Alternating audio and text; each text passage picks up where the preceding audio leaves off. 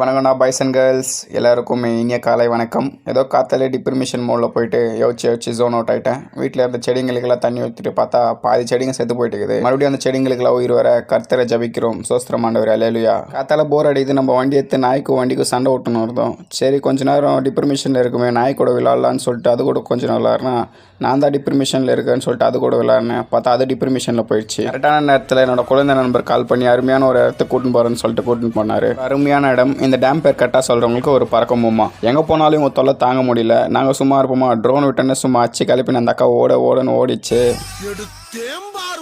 இதுக்கு மேலே நான் பேச விரும்பலை. நான் எடுத்த வீடியோஸ்லாம் அட்டாச் பண்ணுறேன். சர்ப்ரைஸ் பண்ணிவிட்டு பாருங்கள்.